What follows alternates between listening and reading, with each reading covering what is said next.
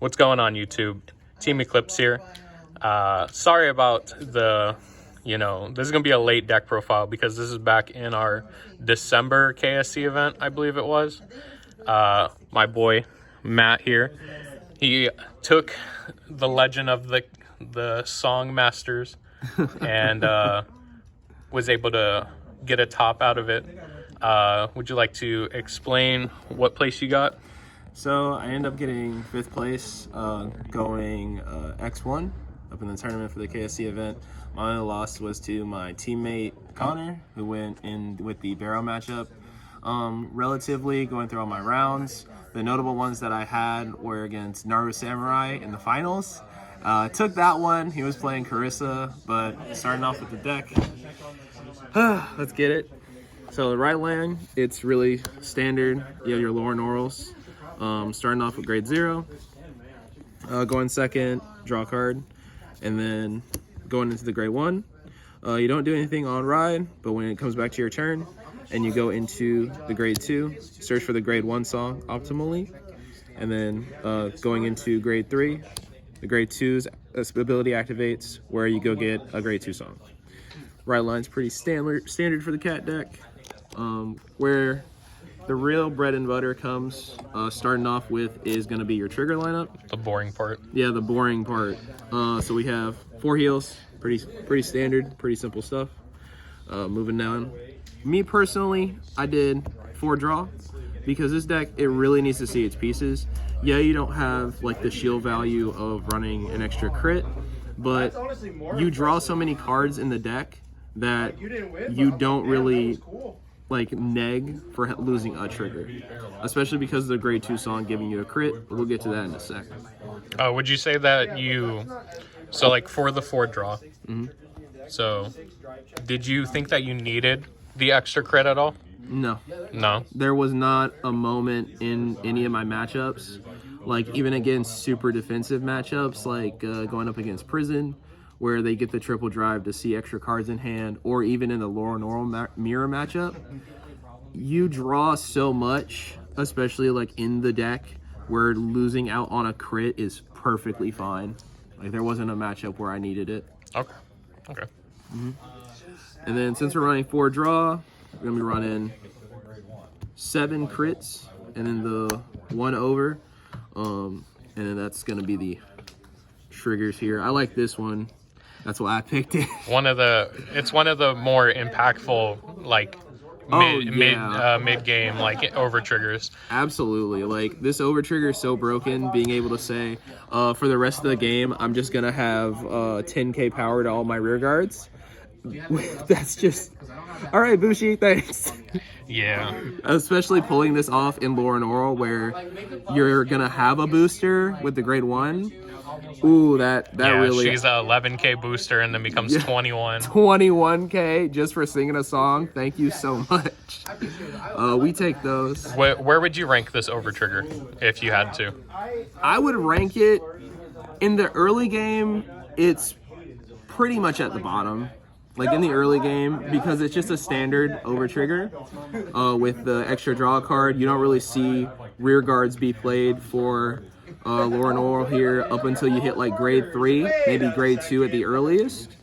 But late game, it's tied for the Brant Gate over. I think, in my opinion, the Brant Gate over is one of the most impactful late game. And I think the the lyrical over trigger is right next to it, just because in the late game, your opponent has to deal with an extra 10k on all of their rears for the rest of the game. Okay. And then going up to grade 1s. First off, I run a 1 of the grade 1 order.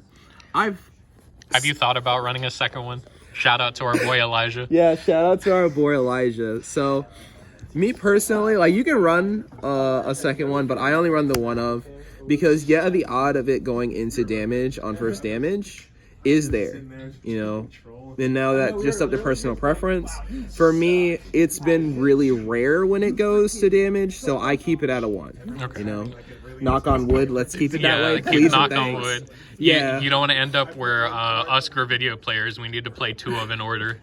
Yeah, right? Yeah. Like Oh, and then they both go to damage or something. Oh, God forbid. Next up, we have 2 of the Countercharger plus 5k on boost. I keep her at a 2 just because, yeah, you want to see her fairly consistently. But if you don't see her for like the first 1 or 2 turns, it's not too much of an egg, especially when you're going up against matchups like, say, Bruce or Bastion, where they like to rush, or Magnolia rushes throughout the game, where they give you a lot of counterblast. This is going to really help out in matchups where it's like 1 or 2 attacks, and they're like big, and you're not going to have a lot of counterblast to make your plays. That's why I keep it at a 2. Against decks that like to rush, specifically like Magnolia, in those matchups, you're going to have all the counterblast you'll ever need. Do you think in the future that you would bump this to 3? In the future, yeah, I would see it being bumped up to 3. Now that, you know, we have a lot more decks that are getting a lot of crit now, like how you brought up Gravidia. Yeah, Gravidia is one of those decks where you really got to be careful with how much damage you take. So you're going to have to learn how to manage that, and the Countercharger is really going to help out with that. You don't even have to like use it just for the counter charge. Specifically is like when your Vanguard sings a song. Mm-hmm. We already mentioned this with the Overtrigger, but this being like an 11k booster just sitting behind any unit. So it makes any column just like a ridiculous number. So let's say like you can be running the lady that draws 2. So it'd be like you just have a 15 and then like an 11k booster, so it's 26. So like of course that'll be like a trigger, just a trigger can guard that. But on Persona Ride, now this is a 36 column. Yeah. So this makes it to where even a front trigger can't guard it. Yeah, and it's like it pushes for so much damage early on, and you're plussing so hard, especially when this card's in the back middle to get the counter charge. And then last but not least, for the grade 1s, 4 of the grade 1 PGs. We didn't meme and put 1 of each. Yeah, did not do that, man. I was not going to put that on a deck list. Absolutely not. Okay. I mean, it's easy now with deck code. Deck code, yeah. But I'm not going to go digging for different grade 1s. You can do that, brother, but I ain't. So next up, we're going to run with the grade 2s. Most impactful grade 2s aside from the song. For President, got to peep that SP hiding in the back there. But President's realistically the rear guard that you want to dig for as fast and as hard as you can, because she pluses so hard for you on attack, counterblast 1, draw 2. When she attacks, even if you don't counterblast, she gets plus 5k on attack. You know, it's really, really helpful, especially in the mirror for Loronerol. That's where I saw this card really save me, because in the mirror that I had, my opponent didn't find President, and he lost super early because he did not find this. So digging for this really goes to show that it helps out in the long run, because it's a pitch 1, draw 2. So you're going to be plussing 1 card. That'll make a world of difference, especially if you have a dead card in hand. It really helps out in the matchup. Also, what I'll end up like talking about this later on, but we can get it out of the way. This is a go second deck, by the way, if nobody has figured this out. Yeah, you go second. Loronerol, you want to be able to just get his max value, and her max value is going second. Yep, all the time. Especially in the mirror, you want to go second, and that it goes into a great segue of why you want to go second. And it's not just this. The main reason why you want to go second with this deck is the grade 2 order. The grade 2 order says when it is placed in the order zone and your opponent's at a grade 3, you draw a card. And this is every time. So what really helps out with that is grade 2 Loronerol. Grade 2 Loronerol goes on ride of your Vanguard, which is going to be the grade 3. You go grab 1. Going second, that is an automatic pull a card out of my deck and draw a card. Deck thinning, deck winning. And that means if you have one of these in your hand, you pulled the first one out of deck. So that doesn't count for your order for turn. So you can go play this from hand, draw another card, and then your first song that you'll always end up singing will be the grade 1 song. So then you counterblast 1, sing it. You've just drawn 3 cards just by playing orders. And that wins games going second. Like, if I did not have the cards in my hand going second, I more than likely would not have won matchups like the Loronerol mirror. In the mirror, I ended up going second. Plussing 3 cards just like that won me the game. All right, then we got the next card. Yes, sir. Everybody calls it the glue of the deck. The glue. Boom. And Rishi is a 4-of because she holds the deck together. She holds the deck together until you go against Gravidia. Oh my god. You never put this card down when you face Gravidia. No, you do not. Lord have mercy on anyone who puts this on rear against Gravidia. So the reason why she's the glue of the deck is she says Soul Blast 1 when placed on Guardian Circle or put there. So if you intercept, it counts. Yep. You Soul Blast 1, she gains 5k shield for each order in your order zone. So by the time you get to grade 3, optimally you have 3 orders. Just when on your first grade 3 turn, she's going to be a 20k shield. Just by playing your deck, she's a 20k shield. That is insane value for 1 card. That means she's the equivalent of a front trigger, which is super big in a lot of matchups. The biggest matchup that I saw that help out with was the Loronerol Mirror for 1. And then a deck that I haven't mentioned up to this point is the Clarissa matchup. Because Clarissa will end up attacking 3 different units at once. With this card, you can essentially block one of those attacks just by paying a Soul Blast. So you neg Clarissa drawing a card. Thanks, Naru. Sorry, homie.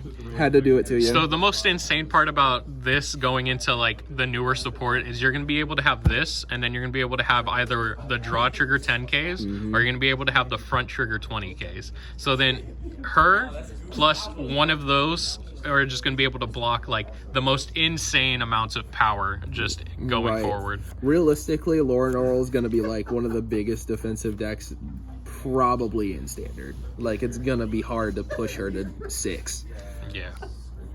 Then last but not least is my last grade 2. She says sorry, can't read.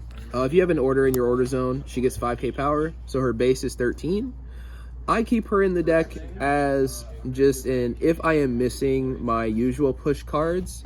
So for instance, if I'm missing President in the late game and I need to make an extra attack that's equivalent to a base Vanguard, so I'm at least pushing some kind of cards out of their hand, she's really good value. Now, we had said previously if you were trying to put this to a 2-of, this would be one of the cards that I'd replace for a second one.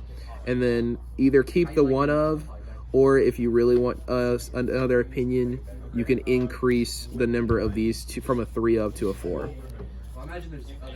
This one's just a personal preference tech, just to have extra attacks. Another reason why I keep it in the deck as of this point is because of Gravidia, where she blows up your board. The main weakness of Loronerol is she doesn't have a lot of rears. Right? She really doesn't. She has to play so many orders in the deck. Finding rears is kind of rough. So having this extra set of rear guards in the deck really helps out in those matchups. But if you find that you don't use this card, then hey man, more power to you. Go ahead and increase the orders. That's just my personal take on it. All right. Last but not least, we got grade 3s. Starting simple. 3 more. Making the playset of Loronerol, so your Persona rides. Persona ride's good. Yeah, Persona rides in this deck. Like, the difference that Persona rides makes is so sharp. That extra 10k is actually insane. And then if you get lucky enough to get there, imagine the Persona ride with the overtrigger effect. And you have the grade 1 booster.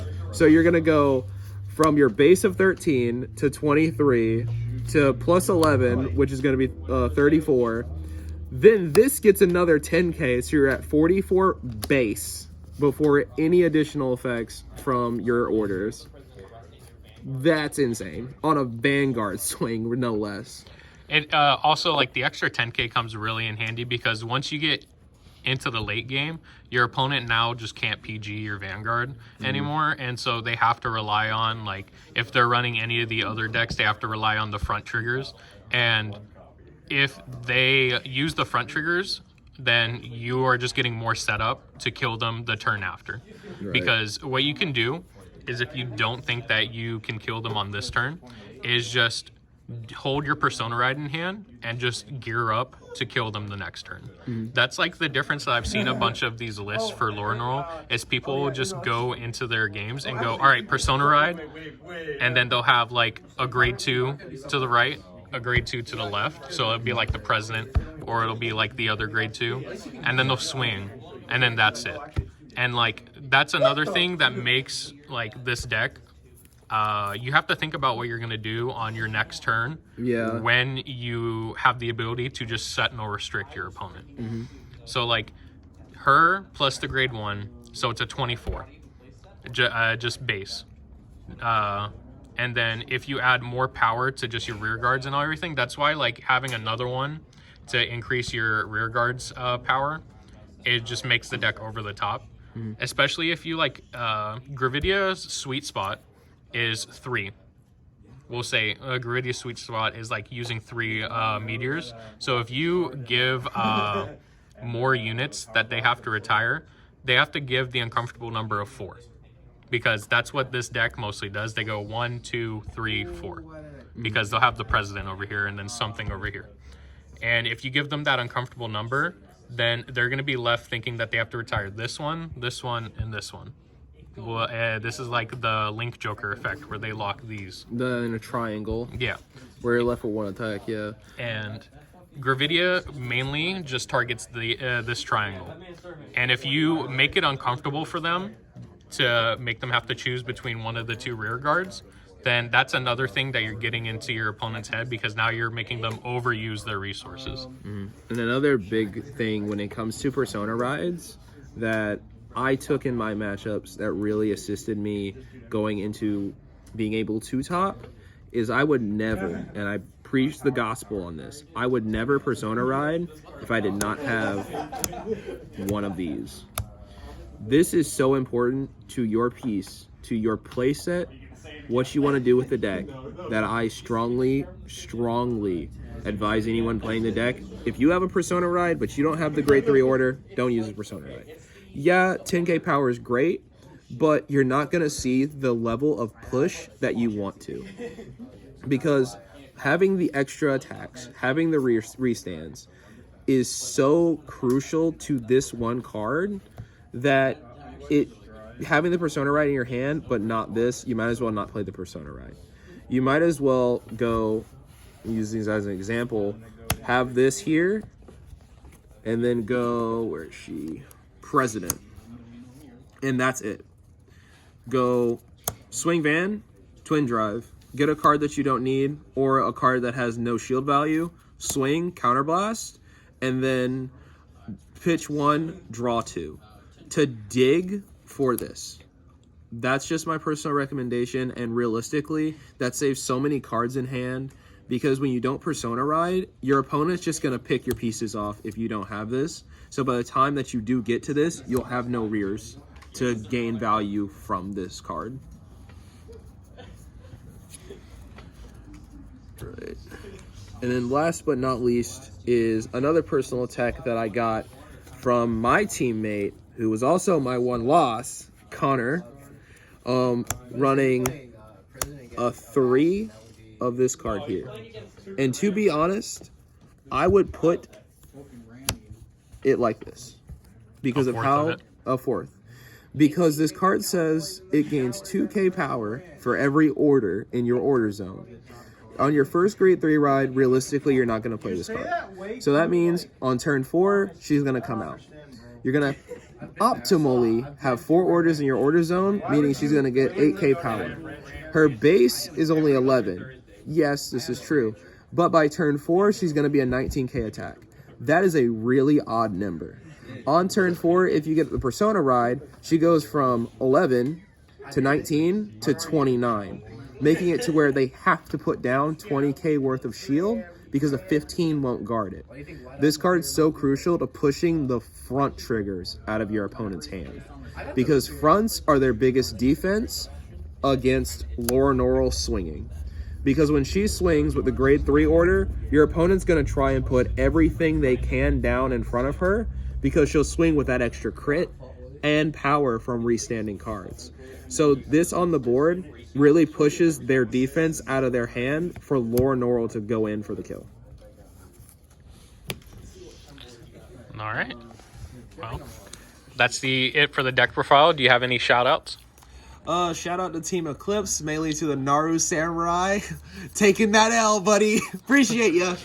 Give me my top 5. You a real one. And then to Connor, yeah, you were my one loss, but the match was pretty decent. You know, you still swept me, but I take my L's as I'm giving them, so it kind of just happens. Sorry once again that this was so late. I did end up taking the deck to the TCG Con in Tampa. Did not place pretty high because I had to take my L. And I'll take the L to my homeboy here, Nick. Your boy had the Gravidia Dark World round 1. Round 1, bro. Bruh, starting out of the gate strong. Yeah, started out the gate strong. My thoughts on the deck is I just needed to get more matchup knowledge against it. That was realistic. I haven't played against your Gravidia Dark World version like ever. I think I only played against your standard Gravidia. So I had no knowledge of it. Game 1, I took it to learn the matchup. And then game 2, testing some stuff out with Loronerol to see what kind of counters we can do. One thing that I can recommend for the Gravidia matchup is maybe try and see how early push works with the grade 2 rearguard, because she will have that plus 5k when you're going second, because you have the grade 1 order in the order zone. So seeing how that works, I'll keep testing it, but yeah, place top 5 at KSC. Appreciate my teammates for the help building the deck, their play testing and all that. Appreciate it. Yep, anytime. All right. Are you planning on going to Miami for the next event? Yeah, I'm planning on going to Miami. Will I play Loronerol? We will see. Set 4 Yeah. Set 4 is a different breed. Set 4 built different. I'm looking at a deck right now. Pretty hard for set 4. Not gonna say what just yet, but yeah, I'll see y'all in Miami. All right. This is Team Eclipse signing out.